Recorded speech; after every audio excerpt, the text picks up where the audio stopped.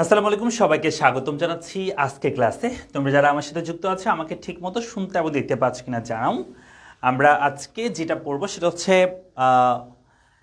Chapter 7। হ্যাঁ, আমরা chapter 7 আজকে শুরু করতে যাচ্ছি। সো খুবই গুরুত্বপূর্ণ একটা অধ্যায়। তোমরা জানো সেকেন্ড পেপারের ক্ষেত্রে মুদ্রাস্ফীতি চ্যাপ্টারটা ম্যাথমেটিক্যাল চ্যাপ্টার। সো অনেক গুরুত্বপূর্ণ। তোমরা সবাই একটু দ্রুত করে জয়েন করো, ঠিক আছে? সবাই একটু দ্রুত করে জয়েন করো। আমরা আজকে মুদ্রাস্ফীতি বা ইনফ্লেশন এই টপিকটা আমরা আজকে আলোচনা করব, যেটাকে আমরা মুদ্রাস্ফীতি বা ইনফ্লেশন বলে থাকি, ঠিক আছে? সো সবাই একটু দ্রুত করে জয়েন করে ফেলো।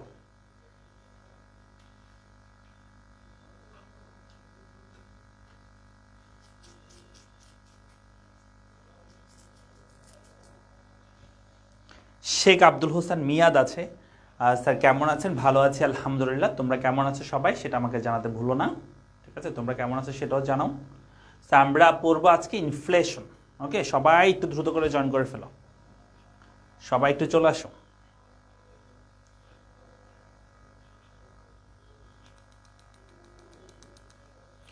স্যার ক্লাসের লিঙ্ক কাজ করে না কেন? কোন লিঙ্ক কাজ করতেছে না বাবা?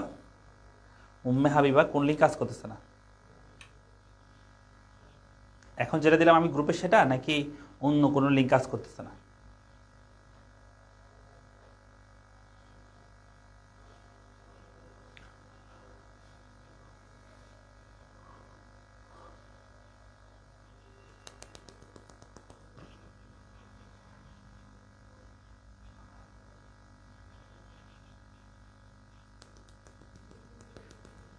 হয়েছে? আমরা শুরু করতেছি। দেখো, ইনফ্লেশন বা যেটাকে আমরা বলি মুদ্রাস্ফীতি। এখন এই জিনিসটা তোমরা যদি ভালো করে বুঝতে চাও, আচ্ছা তোমাদেরকে পড়াইছি না আমি প্রথম পত্রে দশম অধ্যায় পড়াইছি না? ওইখানে ছিল ইনফ্লেশন কি। আমরা ইনফ্লেশন মানে বলেছিলাম ক্রমাগত দাম স্তর বৃদ্ধির ফলে অর্থের মূল্য হ্রাস পাওয়া, সেটাকে আমরা মুদ্রাস্ফীতি বলে থাকি। কেমন? সেখানে কয়েকটা জিনিস শিক্ষণীয় আছে, কয়েকটা বিষয় আমাদেরকে শিখতে হবে। আমি একটু তোমাদেরকে সেগুলো লিখে দিচ্ছি, কি কি বিষয় আমরা একটু শিখবো, ঠিক আছে? মুদ্রাস্ফীতি যদি বুঝতে চাই আর কি, মুদ্রাস্ফীতি অ্যাকচুয়ালি আসলে কি। প্রথমত আমরা যেটা দেখবো সেটা হচ্ছে কোন একটা দ্রব্যের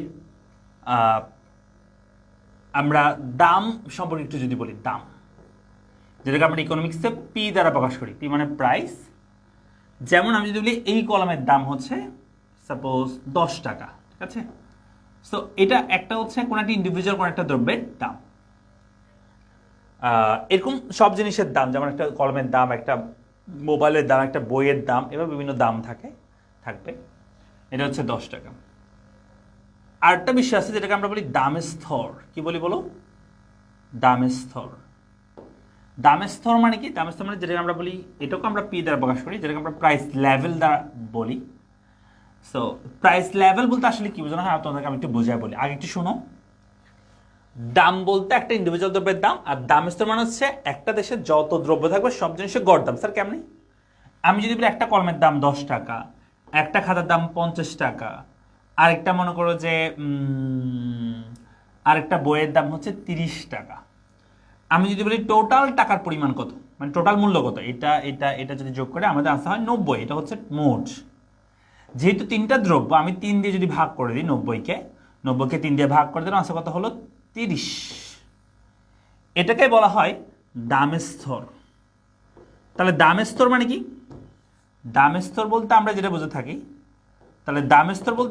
থাকি, সেটা হচ্ছে একটা জিনিসের গড় দাম। অর্থাৎ 90কে আমরা যদি 3 দিয়ে ভাগ করে দিই তাহলে আনসার হচ্ছে 30। সেটাই হচ্ছে আমাদের দামের স্তর। মানে টোটাল একটা জিনিসের যত দ্রব্য থাকবে সব জিনিস ইন্ডিভিজুয়াল দ্রব্যকে আমরা দাম বলি, এবং সব দ্রব্যের দামকে যোগ করে পরিমাণ দিয়ে ভাগ করে যেটা পাওয়া যায় সেটা হচ্ছে দামের স্তর। তাহলে দুই জিনিস, একটা হচ্ছে দাম মানে ইন্ডিভিজুয়াল দ্রব্যের দাম, আর দামের স্তর মানে হচ্ছে গড় দাম। তো এই দামকে আমরা পি দ্বারা প্রকাশ করি। এই পি দ্বারা শুধু প্রাইসকে বোঝানো হয়। আর এই দাম স্তর আমরা প্রাইস লেভেলকে বুঝি। তো প্রাইস এবং প্রাইস লেভেলের মধ্যে কি পার্থক্য বুঝছো তো? প্রাইস এবং প্রাইসের মধ্যে কি পার্থক্য? তবে এখানে একটা বিষয়, সেটা হচ্ছে যদি তুমি মনে করো পরে একটা পরীক্ষা বললো পি বললো, এখন সেই পি দ্বারা কি বোঝাবে? দাম বোঝাবে না দাম স্তর বোঝাবে? সেটা ডিপেন্ড করতেছে তুমি কোথায় ইউজ করতেছো সেটার উপর। যেমন এই দামটাকে বলা হয় এটা ব্যষ্টিক অর্থনীতির বিষয়, আর দাম স্তরকে বলা হয় সামষ্টিক অর্থনীতির বিষয়। ব্যষ্টিক অর্থনীতি মানে কি? যখন অর্থনৈতিক বিষয়গুলোকে আমরা ক্ষুদ্র ক্ষুদ্রভাবে আলোচনা করি তখন সেটাকে বেসিক অর্থনীতি বলে। যেমন একটা জিনিস ইন্ডিভিজুয়াল দ্রব্যের দামকে আমরা দাম বলতেছি, এই যে ইন্ডিভিজুয়াল, এটা হচ্ছে দাম। আর দাম স্তর কোনটা? দাম স্তর হচ্ছে সকল দ্রব্যের মূল্যকে 3 দিয়ে যদি ভাগ করে দেই তাহলে এটা একটা গড়, একটা জিনিস বোঝাচ্ছে। গড় মানে কি? একটা জিনিসের সামগ্রিক রূপ পাচ্ছে, যে এখানে মূল্য দ্রব্যগুলোর গড়ে দাম 30 টাকা, তার মানে একটা সামগ্রিক রূপ প্রকাশ পাচ্ছে। সেজন্য এই দাম স্তরকে বলা হয় সামষ্টিক অর্থনীতি বিষয়। তাহলে ব্যষ্টিক অর্থনীতি বিষয় হচ্ছে দাম, আর সামষ্টিক অর্থনীতি বিষয় হচ্ছে দাম স্তর। মনে থাকবে? তাহলে ব্যষ্টিক অর্থনীতি বিষয় কি বলো? দাম। আর সামষ্টিক অর্থনীতি বিষয় কি বলো? দাম স্তরকে বোঝানো হয়। তাই এই পিটা যখন তুমি ইকোনমিক্সের প্রথম পত্রের অর্থনীতি প্রথম পত্রে 1 থেকে 8ম অধ্যায়ের মধ্যে দেখবা, 1 থেকে 8ম অধ্যায় হচ্ছে ব্যষ্টিক অর্থনীতি বিষয় ইকোনমিক্সে। আর তাই 1 থেকে 8ম অধ্যায়ের মধ্যে যেখানে পি দেখবা সেই পি দ্বারা দামকে নির্দেশ করবে। আবার প্রথম পত্রের আমি যদি বলি প্রথম পত্রের 9ম 10ম অধ্যায় এবং হচ্ছে সেকেন্ড পেপার দ্বিতীয় পত্র পুরোটার মধ্যেই, দ্বিতীয় পত্র পুরোটাই তোমার হচ্ছে ব্যষ্টিক অর্থনীতি বিষয়, সামষ্টিক অর্থনীতি বিষয়। তাই এখানের মধ্যে প্রথম পত্রের 9ম 10ম এবং সেকেন্ড পেপার পুরোটার মধ্যে তুমি যেখানে পি দেখবা সেই পি দ্বারা দাম স্তরকে নির্দেশ করবে। কাকে নির্দেশ করবে বলো? দাম স্তরকে নির্দেশ করবে। এই কথাগুলো বুঝছো কিনা একটু বলো আমাকে, একটু বলো তো দেখি সবাই, আমার কথাগুলো কি বোঝা গেছে? ভিডিওগুলো যাচ্ছে না ভাইয়া, ভিডিওগুলো যাচ্ছে না মানে কি ভিডিও যাচ্ছে না? মানে লিঙ্কে ঢোকা যাচ্ছে না। যে তুমি একটু আমাদের ফিচার অপশনে যাবে, হ্যাঁ, ফেসবুক প্রাইভেট গ্রুপে ফেসবুক একটু ডিস্টার্ব করতেছে, সো আমরা ঠিক করতেছি যদিও লিঙ্কগুলো। ফেসবুক প্রাইভেট গ্রুপে তুমি ফিচার অপশনে গেলে তুমি আশা করি পাবা, ঠিক আছে? নিচের দিকে একটা স্ক্রল করলে দেখবা যে সবগুলো আলাদা আলাদা করে দেওয়া আছে, যেগুলো আগে হয়ে গেছে আর কি ক্লাসগুলো।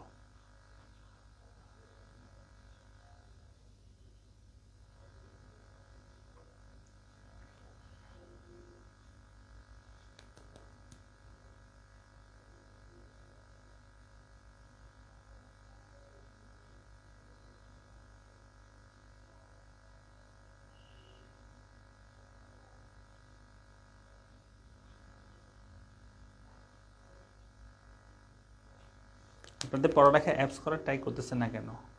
আমাদের অ্যাপসের কাজ চলতেছে, ওয়েবসাইটেরও কাজ প্রায় শেষের দিকে, ঠিক আছে স্যার? আবার বলেন, আবার কি বলবো? দাম মানে হচ্ছে একটা ইন্ডিভিজুয়াল দ্রব্যের দাম, আর দাম মানে হচ্ছে গড় দাম। এই পিটা যদি ব্যষ্টিক অর্থের ক্ষেত্রে ইউজ হয় তাহলে সেই মানে 1 থেকে 8ম ইউজ হলে প্রথম পথে সেটাকে আমরা ব্যষ্টিক অর্থনীতি বলি। সেক্ষেত্রে এই পি দ্বারা দামকে বোঝাবে। আর প্রথমত 9ম 10ম অধ্যায় এবং সেকেন্ড পেপারে পুরো সেকেন্ড পেপারের মধ্যে, সেকেন্ড পত্র দ্বিতীয় পত্রের মধ্যে পুরোটার মধ্যে তুমি যেখানে পি দেখবে সেই পি দ্বারা দাম স্তর নির্দেশ করবে, কারণ সেকেন্ড পেপার এবং প্রথমত 9ম 10ম অধ্যায় হচ্ছে সামষ্টিক অর্থনীতির বিষয়। এইটুকু বলতেছে আর কি। গেল তাহলে। তাহলে আমরা বুঝলাম দাম কি, দাম স্তর কি। এরপর আমরা যেটা বলবো সেটা হচ্ছে এরপর আমরা লিখবো হচ্ছে অর্থ, যেটাকে আমরা মুদ্রা বলে থাকি। তাহলে মুদ্রা বা অর্থ বলতে আমরা আসলে কি বুঝে থাকি? আমরা 9ম অধ্যায়ে পড়ছিলাম, সরি প্রথম পত্রে 10ম অধ্যায়ে আমরা পড়ছি। অর্থ বা মুদ্রা মানে কি কে বলতে পারবে? দেখি বলো তো, আমাকে সংজ্ঞা বলতে হবে, কে পারবা? তাবাস্তুম সিংহ বলছে, বুঝছি। দেখি বলো, তাবাস্তুম বলো, সিংহ বলো দেখি। দাম সরি অর্থ বা মুদ্রা কাকে বলে বলতে পারবা?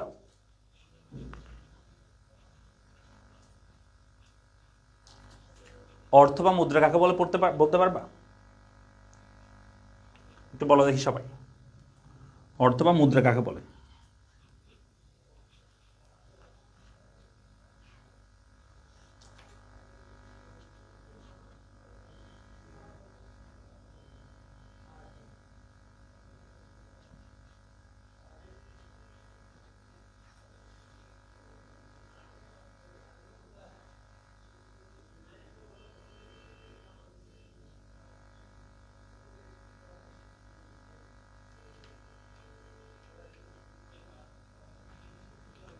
কই দেখি বলি, অর্থ বা মুদ্রা কাকে বলে বলো, দ্রুত বলতে হবে।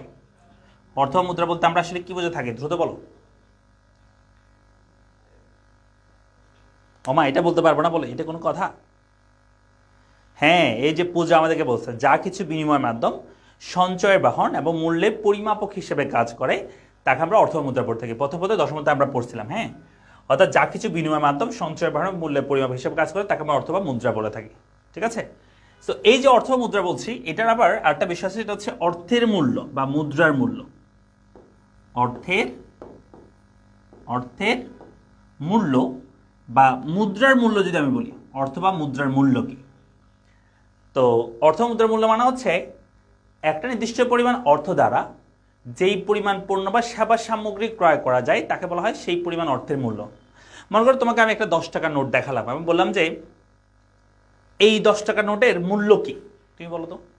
আমরা বলতে পারি যে আমরা বলি যে একটা চিপসের দাম 10 টাকা, একটা সিঙ্গারার দাম 10 টাকা, হ্যাঁ, একটা কলমের দাম 5 টাকা, এরকম বলি। কিন্তু আমি যদি বলি একটা 10 টাকার নোট দেখিয়ে এই 10 টাকার নোটের মূল্য কি, তুমি কি বলবা বলো তো?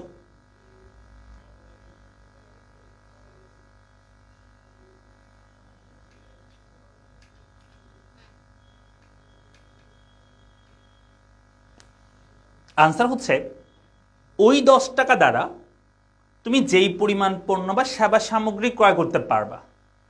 তাহলে একটা নির্দিষ্ট পরিমাণ অর্থ দ্বারা যেই পরিমাণ পণ্য বা সেবা সামগ্রী ক্রয় করা যায় তাকে বলা হয় সেই পরিমাণ অর্থের মূল্য। তাহলে একটা 10 টাকার মূল্য হচ্ছে একটা চিপস, একটা সিঙ্গারা।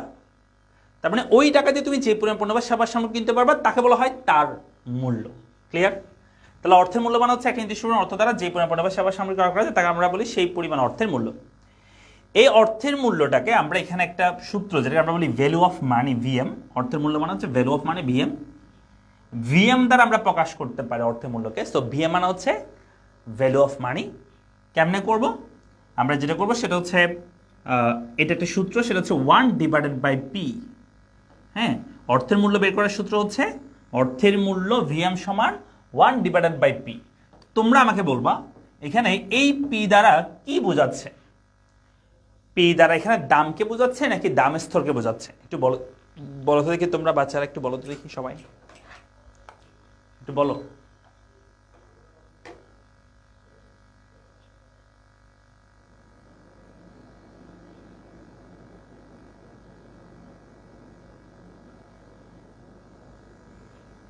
এই পি দ্বারা, হ্যাঁ, এই পি দ্বারা কি বোঝাচ্ছে? দামকে নাকি দাম স্তরকে বোঝাচ্ছে?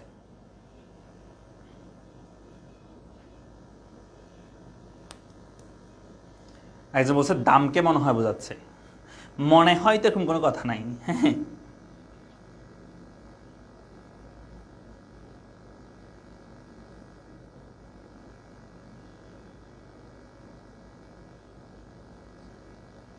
দামকে কেমনে বোঝাবে? আমরা পড়তেছি এখন কোন অধ্যায়? সেকেন্ড পেপারের 7ম অধ্যায়। তাহলে এটা তো সামষ্টিক অর্থনীতি বিষয়, তাই না? তো দাম এখানে পি তারা বুঝবে দাম স্তরকে। কাকে বলো? দাম স্তরকে নির্দেশ করবে। এই যে প্রথম পত্রে 10ম অধ্যায়ে পড়াইছিলাম দাম স্তর, ভুলে গেছো সব? তা আমরা কি বলতেছি যে দাম মানে হচ্ছে একটা নির্দিষ্ট দ্রব্যের দাম, আর দাম স্তর মানে হচ্ছে একটা জিনিসের কি গড় দাম। ওকে, সো আমরা এখানে ভিএম সমান লিখছি 1/p। তা আমরা একটা এক্সাম্পল নিই। আমরা আসলে মুদ্রাস্ফীতি কাকে বলে সেটা আমরা বোঝার চেষ্টা করব। সো আমরা একটা এক্সাম্পল নিব। সাপোজ আমি বললাম 2000, ভালো করে মনে রাখবা, 2020 সালে আমি যদি বলি, হ্যাঁ, 2020 সালে বাংলাদেশের কোন একটা দ্রব্যের দাম বা দাম স্তর দেওয়া আছে। বাংলাদেশে দ্রব্যের দাম স্তর দেওয়া আছে, সাপোজ 100 দেওয়া আছে। হ্যাঁ, তা আমি যদি বলি সে অবস্থায় অর্থের মূল্য কত হবে? অর্থের মূল্য আমি যদি বের করি,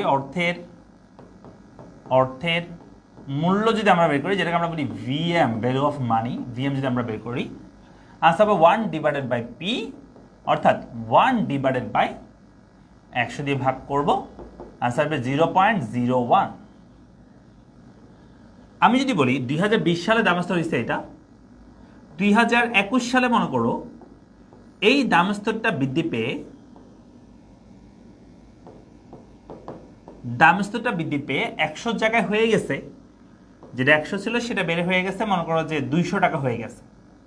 আচ্ছা 200 না, আমরা 150 ধরে 150 টাকা হয়েছে। তাহলে আমি বললাম এই অবস্থায় অর্থের মূল্য একটু বের করো। অর্থের মূল্য কি হয়েছে? অর্থের মূল্য কি হয়েছে? যেটাকে আমরা বলি VM, value of money, 1/p, 1/150। Answer হচ্ছে 100-150 দিয়ে ভাগ করলে আনসার কত আসে বলো? 1/150, 0.006, 0.0067, 0.006 বা 67 লিখতে পারো, 67 এরকম। ওকে, তাহলে উপরে লিখেছে আমরা যে দামস্থ যদি 100 হয় অর্থের মূল্য হচ্ছে 0.01, আর দামস্থ যদি 150 হয় অর্থের মূল্য হয় 0.006। 0.01 বড় নাকি 0.06 বড়, কোনটা বড়? 0.006 বড় নাকি 0.01 বড়, কোনটা বড়? 0.01 বড় নাকি 0.006 কোনটা বড়, একটু বলো কোনটা বিগ নাম্বার, কোনটা বড় নাম্বার বলো।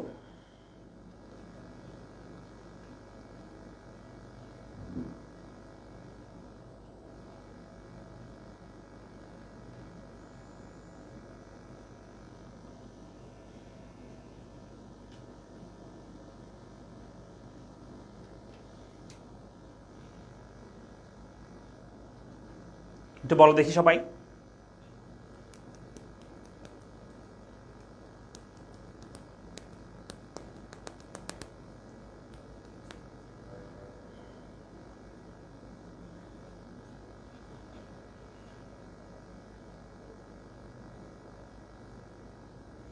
(0.01 বড়, হ্যাঁ তাহলে তোমরা সবাই বুঝো, ঠিক আছে। তো আমি যদি বলি দামস্তর যদি 100 হয় অর্থের মূল্য হয় 0.01, দাম যদি 150 হয় তার মানে দাম যদি বৃদ্ধি পায় তাহলে অর্থের মূল্য কি হয়ে যাচ্ছে বলতো? কমে যাচ্ছে। জিনিসপত্রের দাম বাড়লে অর্থের ভ্যালু কমে যায়। স্যার কেমনে? আমি যদি বলি আগে একটা চিপসের দাম ছিল 10 টাকা, তার মানে আগে 10 টাকা দিয়ে একটা চিপস কিনতে পাইতাম আমরা, এখন ওই চিপসের দাম বেড়ে হয়ে গেছে 20 টাকা। তাহলে আগে 10 টাকা দিয়ে একটা চিপস কিনতাম, এখন 20 টাকা দিয়ে একটা চিপস কিনতেছি। তার মানে আগে 10 জনে যে কাজটা করতে পারতো, একটা চিপস কিনতে পারতো, এখন 20 জন মিলে ওই চিপস কিনতেছে। তার মানে ওই মানুষগুলোর ভিতরে পাওয়ার কমে গেছে না? তার মানে ওই টাকাটার পাওয়ার কমে গেছে। আগে 10 টাকা যে কাজ হইতো এখন 20 টাকায় মিলে ওই কাজ হচ্ছে। তার মানে অর্থের ভিতরে অর্থের পাওয়ার কি হয়ে গিয়েছে? কমে গিয়েছে। কথা বুঝতে পারছি? তাহলে আমরা কি লিখছি যে আমরা বলতে পারি দাম যদি 100 হয় অর্থ মূল্য হয় 0.01, দামস্থ 200 হলে 150 হলে অর্থ মূল্য হয় 0.0067। তাহলে দামস্তর বৃদ্ধি পেলে অর্থের মূল্য কি পাচ্ছে? হ্রাস পাচ্ছে। এই জিনিসটাকে আমরা বলি মুদ্রাস্ফীতি। তাহলে মুদ্রাস্ফীতি আমরা যদি সংজ্ঞা বলি তাহলে কি বলবো? ক্রমাগত দামস্তর বৃদ্ধির ফলে, ক্রমাগত বলছে, ক্রমাগত মানে হচ্ছে বৃদ্ধি পেতে থাকতে হবে, একবার বেড়ে আবার কমে গেলে হবে না। যেমন ধরো হঠাৎ একদিন মনে করো কোনো একটা দ্রব্যের দাম বাড়ছে, জিনিসপত্রের দাম বাড়ছে আবার কমে গেছে এরপরের দিন, এরকম হলে হবে না, ক্রমাগত বাড়তে থাকতে হবে। হ্যাঁ, ক্রমাগত দামস্তর বৃদ্ধির ফলে অর্থের মূল্য হ্রাস পাওয়া, সেটাকে আমরা বলি মুদ্রাস্ফীতি বা ইনফ্লেশন। ক্লিয়ার? তাহলে কি বলবো? ক্রমাগত দামস্তর বৃদ্ধির ফলে অর্থের মূল্য হ্রাস পাওয়াকে আমরা কি বলবো? মুদ্রাস্ফীতি বা ইনফ্লেশন বলবো।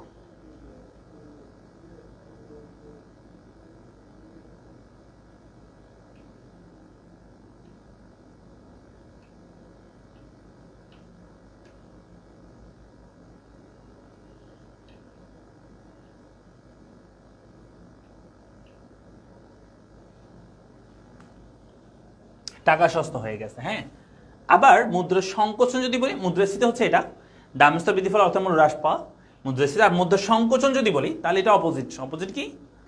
ক্রমাগত দামস্তর হ্রাসের ফলে অর্থের মূল্য বেড়ে যাওয়া, সেটাকে আমরা বলবো মুদ্রা সংকোচন বলবো। হ্যাঁ, এই যে এরকম পর্যন্ত বক করে যা বুঝাইছি সব এখানে আছে। কি আছে?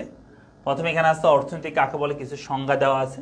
হ্যাঁ, অর্থনীতি কাকে বলে হচ্ছে ক্রমাগত দামস্তর বৃদ্ধির ফলে অর্থের মূল্য হ্রাস পাওয়াকে বা অর্থ ক্রান্ত হ্রাসকে মুদ্রাস্ফীতি বলে। বিভিন্ন অর্থনীতির সংজ্ঞা দিয়েছে, যেমন ক্রাউতার বলেছে মুদ্রাস্ফীতি হলো এমন একটি অবস্থা অর্থের মূল্য ক্রমাগত হ্রাস পায়, দ্রব্যমূল্য কি পায়? বৃদ্ধি পায়। অন্যদিকে বলছে অর্থনীতিবিদ কুলবন আমাদেরকে বলেছে, কুলবনের মতে অর্থনীতি হলো, মুদ্রাস্ফীতি হলো এমন একটি পরিস্থিতি যেখানে অত্যাধিক পরিমাণ অর্থ সামান্য পরিমাণ দ্রব্য পিছনে ধাবিত হয়। আর হট্টে বলেছে অত্যাধিক পরিমাণ অর্থের প্রচলন গতিকে, অর্থের প্রচলনকে মুদ্রাস্ফীতি বলে। যে এখানে পড়ে না, ব্যাকগ্রাউন্ডের মধ্যে ছিল, এটা কালো হয়ে গেছে, বুঝছো? এটা কালারটা কালো হয়ে গেছে, জন্য ব্যাকগ্রাউন্ডের সাথে মিলে গেছে, এই জন্য দেখা যাচ্ছে না। তোমাদের বই আছে, অত্যাধিক পরিমাণ অর্থের প্রচলনকে কি বলা হয়? হট্টে বলেছে, আমাদের মুদ্রাস্ফীতি বলে। তো এই তিনজনের সঙ্গে একটু মনে রাখবা, কারণ পরীক্ষায় এই তিনজনের সঙ্গে আছে পরীক্ষায়। একটা হচ্ছে ক্রাউতার কি বলছে, কুলবন কি বলছে, হট্টে কি বলছে, এই তিনটা একটু মনে রাখবা। এবার এখানে দাম কি, দামস্তর কি, সেগুলো আমি একটু আগে বলছি। তারপর মুদ্রাস্ফীতি কি, অর্থের মূল্য বের করছে কেমনে, সেটা এখানে আছে। চলে আসি আমরা এই পরবর্তী টপিক, সেটা হচ্ছে মুদ্রাস্ফীতির হার নির্ণয় করবো আমরা। মুদ্রাস্ফীতির হার নির্ণয় করব। তো মুদ্রাস্ফীতি হার নির্ণয় করার জন্য এখানে একটা সূত্র আছে, PT minus PT minus one divide by PT minus one. আমি তোদেরকে বলি কেমন হয় এটা, কখন হয়, কীভাবে হয়, আমি একটু লিখে দিচ্ছি, দেখো সবাই খেয়াল করো। আমি যদি বলি মুদ্রাস্ফীতির হার নির্ণয় করতে হবে, হ্যাঁ, মুদ্রাস্ফীতির হার নির্ণয় করতে হবে, স্যার এটা কি আবার? ওই যে বলা যায় এখন আমাদের বাংলাদেশে ইনফ্লেশন, বর্তমানে যদি বলি বাংলাদেশে ইনফ্লেশন প্রায় 10.5-11% কাছাকাছি, হ্যাঁ। তা আমি যদি বলি ইনফ্লেশন রেট আর কি, এই যে পার্সেন্টটা বের করে 10%, 12% কেমনে বের করে, সেটা বের করাটাকে এই যে ইনফ্লেশন আমরা মুদ্রাস্ফীতির হার বের করবো এই সূত্রটা ব্যবহার করে ইনফ্লেশন মুদ্রাস্ফীতির হার সমান আমরা লিখতে পারি, এখন হবে P T minus P T minus one divide by P T minus one. আবার এখানে সূত্রটাকে এভাবে লেখা যায় যে P one minus P zero divide by P zero, আচ্ছা ইন্টু 100 হবে এখানে, ইন্টু 100 এভাবে চাইলে আমরা লিখতে পারি সূত্রটাকে। আবার লিখতে পারি আমরা এভাবে P N minus P zero divided by P zero into 100 এভাবে লিখতে পারি। আবার আমরা লিখতে পারি P two minus P one divide by P one into 100 এভাবে চাইলে লেখা যেতে পারে। সূত্র কিন্তু সেম কথা বলতেছে এখানে, সেম জিনিস। একটা এক্সাম্পল না, তাহলে আমাদের বুঝতে সুবিধা হবে। আমি বললাম 2020 সালে মনে করো আমি বাংলাদেশের কোন একটা দ্রব্যের নাম বললাম, অথবা একটা দ্রব্যের দাম বলতে পারে, অথবা দামের স্তর বলতে পারে, হ্যাঁ। 2020 সালে দামের স্তর আমি ধরলাম হচ্ছে সাপোজ 50 টাকা, কোন একটা দ্রব্যের দাম 50 টাকা বা দামের স্তর 50 টাকা। এবং 2021 সালে ওই দ্রব্যটার দামের স্তর বৃদ্ধি পেয়ে 50 টাকা থেকে বৃদ্ধি পেয়ে মনে করো 60 টাকা হয়েছে। তা আমাদের বললো এখান থেকে তুমি ভিত্তি করে মুদ্রাস্ফীতির হার নির্ণয় করো। তাহলে আনসারটা হচ্ছে এরকম। এখানে এই যে পিটি দেখতে পাচ্ছ, পিটি মানে হচ্ছে হিসাব বছরের দামের স্তর। হিসাব বছর কোনটা স্যার? এখানে একটা 2000 আমরা দেখতে পাচ্ছি, 2000 একটা 20 আছে, একটা 2021 আছে, কোনটা হিসাব বছর? মনে রাখবা যেটা আপডেট বছর, আপডেট কোনটা? 20 আপডেট নাকি 21 আপডেট? কোনটা আপডেট? 21টা, এটা আপডেট বছর, এটা হচ্ছে পুরাতন বছর। যেটা আপডেট বছর সেটা হচ্ছে আমাদের হিসাব বছর। তাহলে 2021 সালে আমাদের দাম স্তর আছে কত? 60 হয়েছে, আগে ছিল 50, তাহলে 60 যেটা সেটা হচ্ছে আমাদের পিটি, যেটাকে আমরা বলি হিসাব বছরের দাম স্তর, যেটা হচ্ছে 60 লিখলাম আমরা, মাইনাস পিটি বলা হয় এটাকে। আর পিটি মাইনাস মানে হচ্ছে তার আগের বছর। তার আগের বছর মানে কি? তার যেটা ভিত্তি বছর সেই বছরের দাম স্তর যেটা, সেটা পিটি মাইনাস ওয়ান মানে হচ্ছে সেটা হচ্ছে 50 বছর এলাম, divided by PT minus one, 50 দিয়ে ভাগ করব এবং আমরা 100 দিয়ে গুণ করব। তাহলে আনসার হবে, উপরে হবে 60 থেকে 50 বিয়োগ করলে আনসার হবে, 60 থেকে 50 বিয়োগ করলে আনসার হবে 10 এবং 50 দিয়ে আমরা ভাগ করব, 100 দিয়ে আমরা গুণ করব। তাহলে 10কে 50 দিয়ে ভাগ করে 100 দিয়ে গুণ করো। বাংলায় লিখি আমরা, 10কে 50 দিয়ে ভাগ 100 দিয়ে গুণ করো, তাহলে কি হয় দেখো।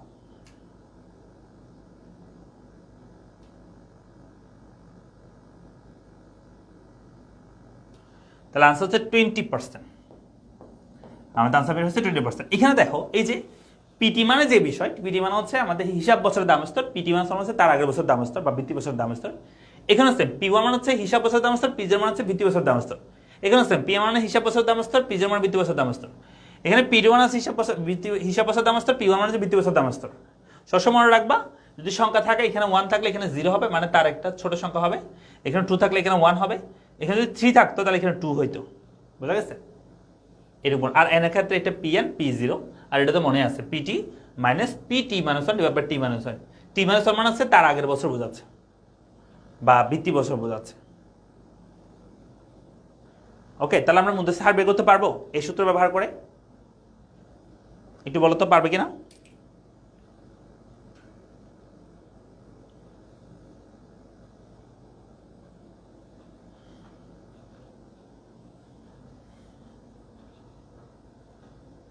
আশা করি পারবো। ঠিক আছে, তো দেখো তোমাদের যদি সিকিউ প্রশ্ন আসে তাহলে এটা দিয়ে করবা, এই সূত্র দিয়ে করবা। এমসিকিউ আসলে এই সূত্র দিয়ে করবা। তবে কিছু কিছু এমসিকিউর ক্ষেত্রে, সিকিউর ক্ষেত্রে অলওয়েজ এই সূত্র দিয়ে করতে পারবা, কোনো সমস্যা নাই। তবে কিছু কিছু এমসিকিউর ক্ষেত্রে যখন এখানে একাধিক বছর দেখা দেয়, মানে পার্থক্য একাধিক বছরের হয়, যেমন এখানে 2000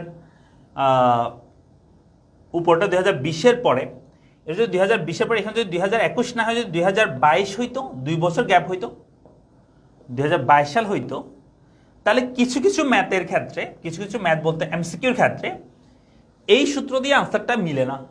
যেমন আমি যে 2020 ধরছি, এটা 2021 সালে 22 ধরলাম, 2020 সালে ছিল 50, 2021 সালে ছিল 60। তাহলে এখানে যদি আমি সেই অনুযায়ী সূত্র দিয়ে বসা দিই, তাহলে আমাদের আনসার হয় কত? 20। কিন্তু এটা আনসারে থাকে না 20%। তখন স্যার কি করতে হবে? তখন আনসার হচ্ছে আমাকে এখানে সূত্রের মধ্যে একটু চেঞ্জ করতে হবে।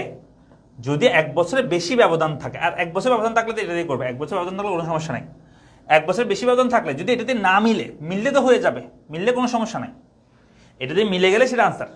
না মিললে তখন এখানে একটু কাজ করতে হবে। সেই কাজটা হচ্ছে এই যে উপরে যেটা আমরা লিখছি, উপরে যেটা আমরা মান বসে PT-1, PT-1, সেই বিয়োগফলটা, যেমন আমরা যদি লিখি এখানে 60 থেকে 50, তাহলে 60 - 50, সেই উপরে যে বিয়োগফলটা, সেটাকে তোমাকে বছরের পার্থক্য দিয়ে ভাগ করতে হবে। বছরের পার্থক্য কত?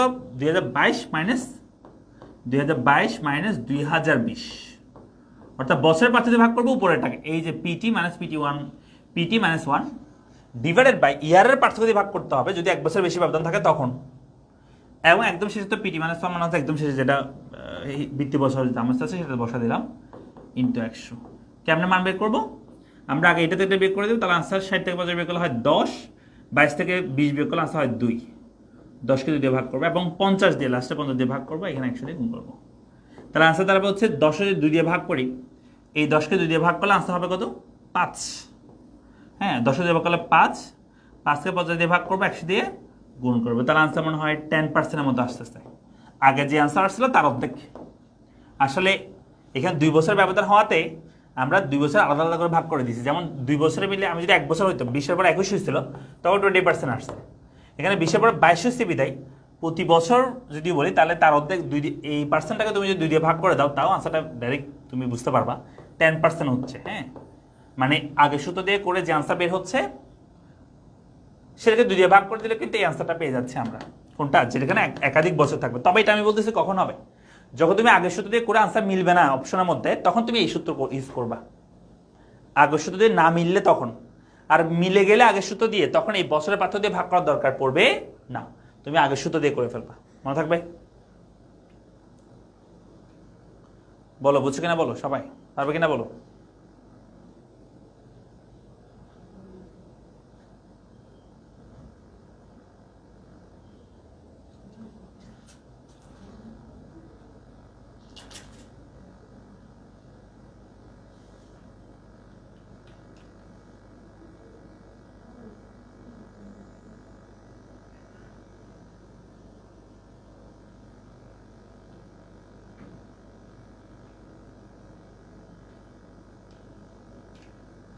তাহলে আমি কি বলছি? আগের সূত্র দিয়ে করলে, মানে এখানে ইয়ারের পার্থক্য ছাড়া যদি করো তাহলে মিলে গেলে তাহলে তো করে ফেলবা, সেটাই আনসার, মিলে গেলে সেটা। আর যদি না মিলে তখন এটা দিয়ে করবা এমসিকিউর ক্ষেত্রে। আর সিকিউর ক্ষেত্রে আগেরটা দিয়ে করবা অলওয়েজ। আগেরটা মানে হচ্ছে তোমার এরকম 1 বছর ব্যবধান থাকুক বা 2 বছর ব্যবধান থাকুক, তুমি অলওয়েজ ইয়ারের পার্থক্য দিয়ে করার দরকার নেই, কিছু কিছু গাইড বইয়ে সেটা করছে, তোমরা সেটা করার দরকার নেই। ঠিক আছে, ইয়ারের পার্থক্য লেখার দরকার নেই যদি সিকিউ হয়। এমসিকিউর ক্ষেত্রে তুমি আগে ওই সূত্র দিয়ে করে দেখবা মিলছে কিনা, যদি না মিলে তখন এই সূত্র ইউজ করবা, মানে এখানে ইয়ারের পার্থক্য দিয়ে ভাগ করে করে দেখবা। তুমি ওইভাবে করতে পারো, যেমন আগের সূত্র দিয়ে করছো, তোমার আনসার আসছে 20%, এই যে 20% তোমার আনসার আসছে, তাহলে তুমি জানো যে যদি এই যে 20% যেটা আসছে, ইয়ারের পার্থক্য যদি 2 হয়, তাহলে সেটা তুমি 2 দিয়ে ভাগ করে দিবা, তাহলে 10% হবে আর কি এই সূত্র দিয়ে করলে। তাহলে ইজিলি তুমি এমসিকিউ আনসার করে ফেলতে পারবা, ওইটা 10% আনসার কিনা দেখবা। আর যদি ইয়ারের পার্থক্য কিনা 10-এর পরে 22 না হয় যদি 23 হয়, তাহলে 3 দিয়ে ভাগ করবা, 20-কে 3 দিয়ে ভাগ করে দেবা, তাহলে 20-কে 3 দিয়ে ভাগ করলে আনসারটা বের হয়ে যাবে যত আসে আর কি। হ্যাঁ, সেটা আসছে কিনা দেখবা অপশনের মধ্যে। যদি আগেরটা দিয়ে উত্তর না মিলে, যদি আগে শুধু উত্তর না মিলে, তখন তুমি ইয়ারের পার্থক্য যত, সেই পার্থক্য দিয়ে এটা যদি ভাগ করে দাও সরাসরি, তাও আনসার মিলে যায়, বুঝতে পারবা।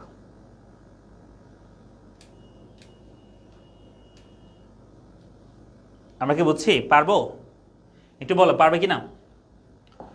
ওকে, তো আমরা এখানে কি করছি আজকে? মুদ্রাস্ফীতির হার নির্ণয় করো আমরা শিখলাম, ঠিক আছে? মুদ্রাস্ফীতির হার নির্ণয় করা এই যে আমরা এখন শিখেছি।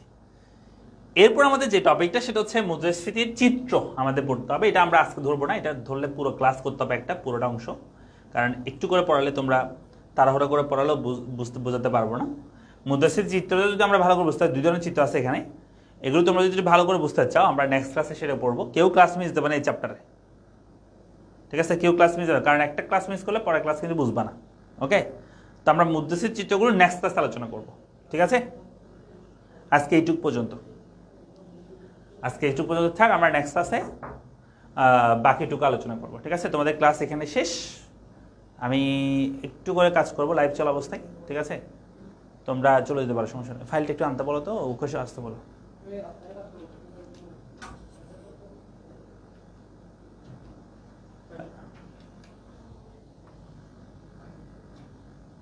লিংকের বিষয়টা হচ্ছে ফেসবুকে কাজ করতেছেন, আমি ওদেরকে হোয়াটসঅ্যাপে ওইটা ভিত্তিক দিয়ে দিচ্ছি, হোয়াটসঅ্যাপ কোনো সেখানে পুরো টানলে কম হয়ে যাবে।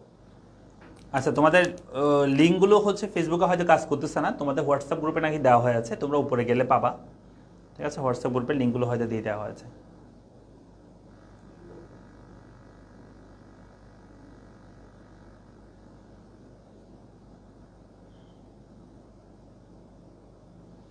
একাধিক বছর থাকলে আগের সূত্র দিয়ে করবা, যদি মিলে যায় তাহলে তো ঠিক আছে, আর যদি না মিলে তখন তুমি বছরের পাথর দিয়ে করবা।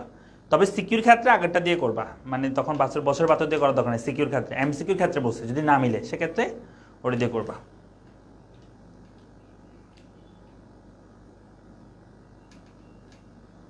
তোমরা চলে যেতে পারো, সমস্যা না, আমি ক্লাস শেষ করে দিব এখনই। আমি একটা জিনিস চেক করবো তো সেজন্য ইয়াতে আছে। তোমরা চলে যেতে পারবে, সমস্যা নেই।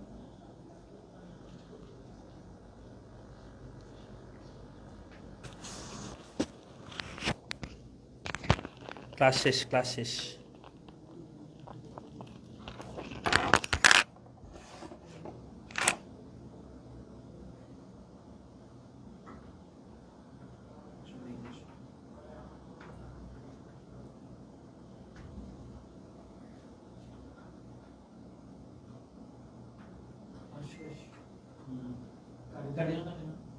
দেখার জন্য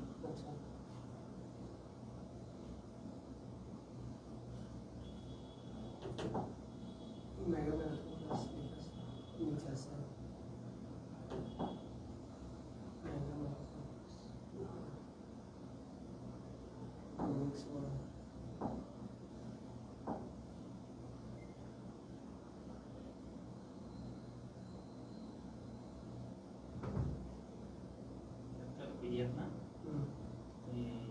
ইমেজ আকারে দেখলে দেখালো কেমন আছে? ভালো আছে?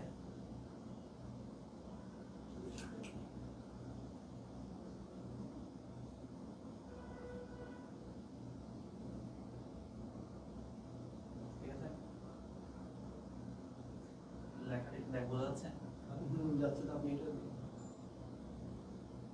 ওইটা এটা বসে না, আরেকটা বসে সেটা বসা ওইটা এগুলো দেখা যাচ্ছে, লেখাটা এই লেখা দেখা যাচ্ছে।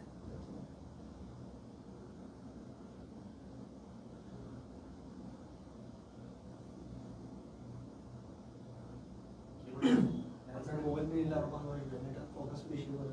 আমার মধ্যে একদম চার্জ থাকে না, আমার সর্বোচ্চ 2 ঘন্টা ক্লাস নিতে পারবো যদি ফুল চার্জ থাকে।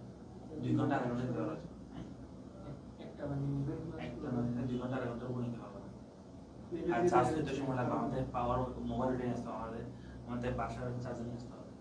এটা দিয়ে দেখা যাচ্ছে এটা আপনি স্টোর করলে তখন ফোকাস করতেছে, আপনি জায়গায় দাম থাকলে ঠিক আছে, আজকে বলে শুনে শুরু করলে স্টোর করলে ওইটা ফোকাস করে। ওই যে মাঝখানে ক্রিয়া করতে এটা আমি এখন হাত দিয়ে দিচ্ছি, আমি একটা দিয়ে রাখেন তাহলে এটা দেখা যাচ্ছে।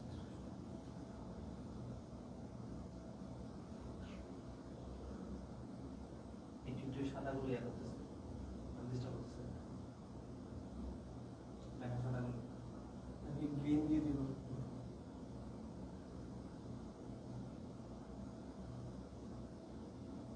ফোকাসটা না করলে লিখে একদম স্পষ্ট হবে।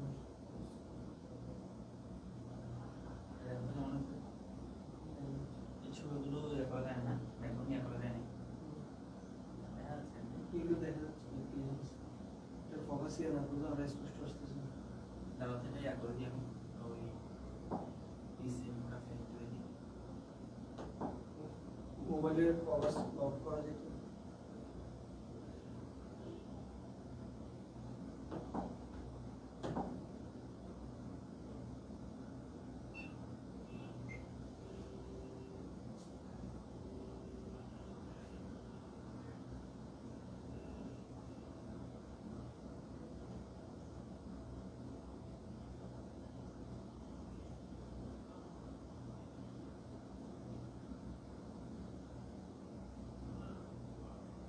ওই এখানে যেটা আছে বোর্ড আছে ওই যেটা হোয়াইট বোর্ড আছে নোট 5 ওটার ভিতরে ওপেন করা যায় এই যে ইমেজ আকারে আমি যেটা এখানে আন করতাম এমনি করে একটা এক্সপোর্ট করে নিলাম যে ওটা সরাসরি এখানে সব চলে আসে একবারে ওইটা করে দেখতেছি এই জায়গায় ইমেজ আকারে হলে লিখতে সুবিধা হয় মনে হয় আর কি।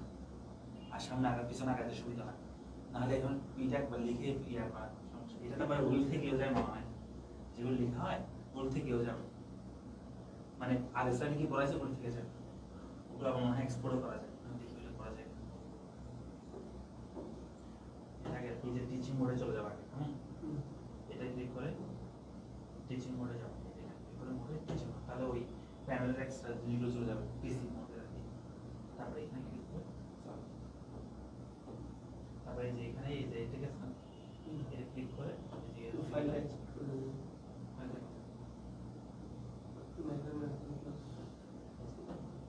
এরকম তো এই যে সেভ এটা না এটা ডাবল ক্লিক করে এটা অটোমেটিক্যালি ইনপুট হবে বুঝছো ইমেজ আকারে এখানে চলে আসবে যে এখানে চলে আসে ইমেজ আকারে সব দেখছো এই ইমেজ আকারে সব চলে আসছে না এই ইমেজ আকারে সব চলে আসছে দেখছো তাহলে এখন কিন্তু আমরা চালু করতে পারি এটা স্পষ্ট আছে তো এখন এটা স্পষ্ট আছে।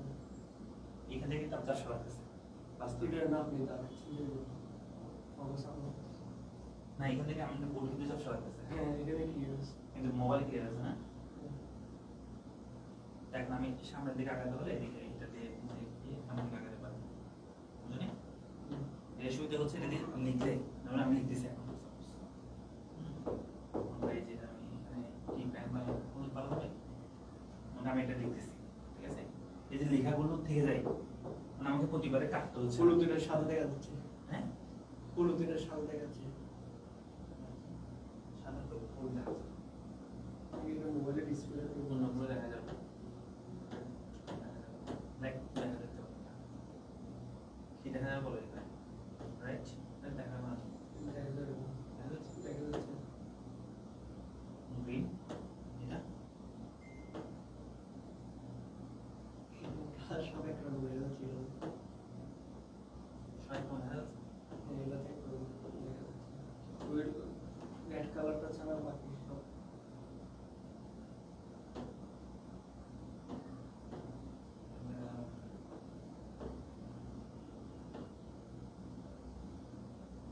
কি কালার দেখা যাবে বলো এখানে রেড কালার দেখা যাচ্ছে।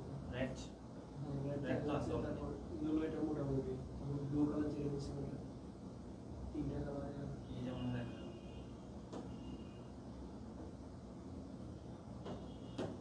এটা মনে দেখা যাবে না এবার দেখা যাবে না দেখা যাচ্ছে। রেড এটা দেখা যাচ্ছে তো হ্যাঁ দেখা যাচ্ছে। ওগুলো একরকম হয়ে যাচ্ছে পুরো ধুলা হয়ে যাচ্ছে হ্যাঁ পুরো এগুলো সব পুরো তো এগুলো একটা দেখা যাচ্ছে।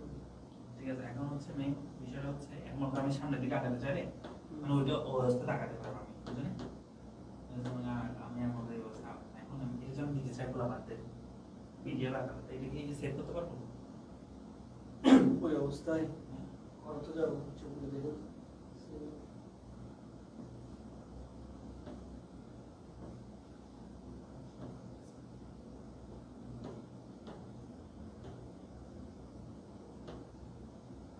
ক্লাস কি ক্লাস দেখুন আরেকটাও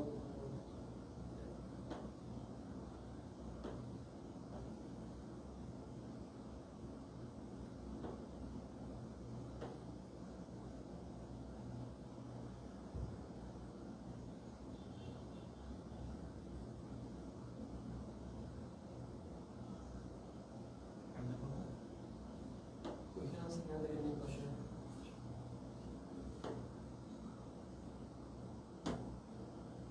এই ভাষা আছে কোনো যে মুড ইউজ করলে এদিকে আমার নামটা দেখা যায় বন্ধ হয়ে যায় নাম দেখা যাচ্ছে না যে এটা একটু করতে হবে বুঝছো একটু গুরুত্বপূর্ণ অনেকগুলো যে আছে লিখে কতগুলো বেশি না কতগুলো কম এটা দেখা যায় আর সামান্য বাড়ি আর এটা অন্য পাশে দিবা সে দেখে আমি এটা ইয়ে করতে চাচ্ছি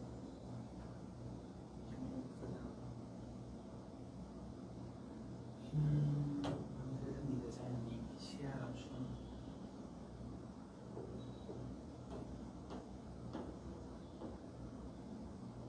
এটা সুবিধা হচ্ছে এটা না যেখানে শেপ নেওয়া যায় যেমন আমি এখানে একটা ইয়া শেপ নিলাম আমি তার থেকে ব্যবহার করে বলতে পারবো যে এটা হচ্ছে গুরুত্বপূর্ণ পয়েন্ট ঠিক আছে এটা সুবিধা আর কি এটা একটু মজা আছে যে এটা গুরুত্বপূর্ণ পয়েন্ট এটা মজা আছে এটা আবার একবার ব্যাক দিলে চলে যাবে ঠিক আছে আমরা এটা ধরতে পারে মনে হয় হ্যাঁ তো সিলেক্ট করে দাও ওই ইমেজ চলে গেছে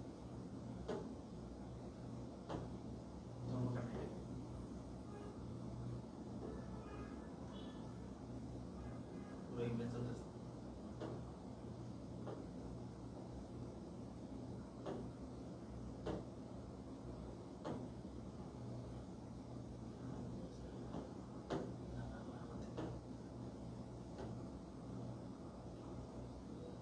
এটা ডিলিট দেওয়া যাবে এটার উপর ক্লিক করে দেওয়া যাবে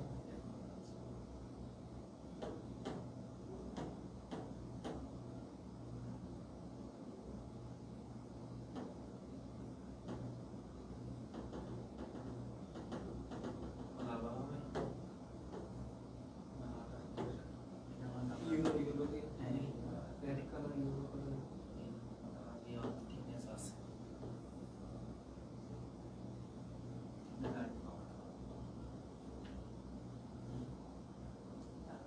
সুবিধা তারপর এই আঁকতে গেলেও লাইন চিত্র আঁকতে লাইন আঁকতে গেলেও কিন্তু এইভাবে কি দাম দামে গেলে ফেলতে পারবো বাঁকা হবে না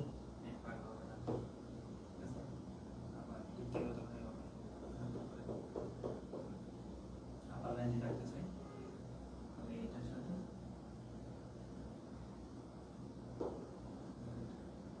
তাহলে লাইন আঁকতে একটু বাঁকা হয়ে যাচ্ছে এটার ডিস্টার্ব করলে আমি তাড়াতাড়ি করবো আমি দ্রুত করি তো এটার ডিস্টার্ব জিনিসটা করবো এটা আমি ডিলিট এটা আমি আঁকলে আরো তাড়াতাড়ি রাখতে পারবো এটা দেখি আচ্ছা স্ক্রিন জমা জয়েন করতে হবে স্ক্রিনটাকে এমন মনে হয় এভাবে করা যাবে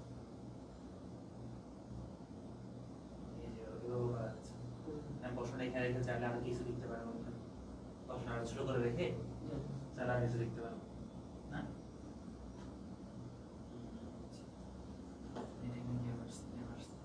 এভাবে আমি লিখে লিখে করতে পারতাম মানে সেভ করে ফেলতে পারতাম যদি সেভ হয়ে যেত তাহলে তো আমি তো আমাদের এই ম্যাথগুলো সলভ পারবো তো মানে যেগুলো সেগুলো সলভ করে তাহলে ওরা পিডিএফ সলভ পিডিএফ পাবে এখন তো শুধু কোয়েশ্চেন নিচে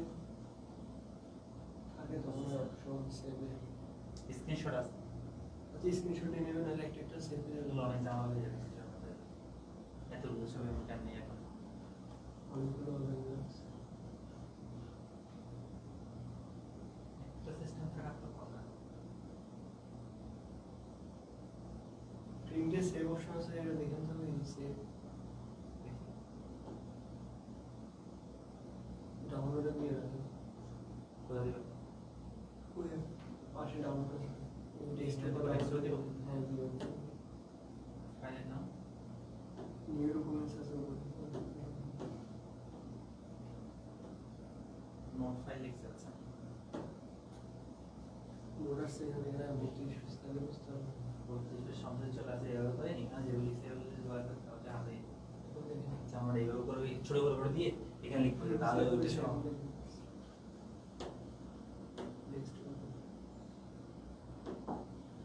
আচ্ছা এটা তো গ্রামার করতে পারতাম পাশে ছিল তো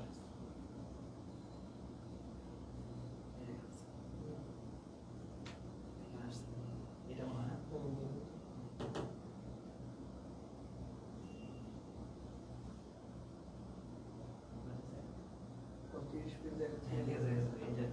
পড়ার পেজ হ্যাঁ, আছে তো।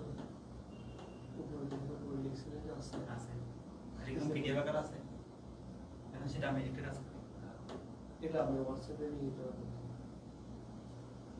পেনড্রাইভে নেওয়া যাবে, পেনড্রাইভে নেওয়া যাবে। কপি করে আমি যে কপি করে স্ত্রীর জন্য কপি করে পেনড্রাইভে নিয়ে নিতে পারবেন। এটা মনে হয় শেয়ার অপশন দিয়ে দিতে হবে এটা এখন মনে হয় ইয়া ফাইল আছে মানে এটা আছে পিডিএফ হয় না বুঝছো এটা পিডিএফ করতে হলে মনে হয় শেয়ার অপশন দিয়ে দিতে হবে কি বলো এটা নিয়ে পেনড্রাইভে নিয়ে দেখে মানে কিরকম আসে দেখি, তাই না? নিয়ে ওপেন করে পিডিএফ করা যায় তো হয়ে আসে। কপি করছি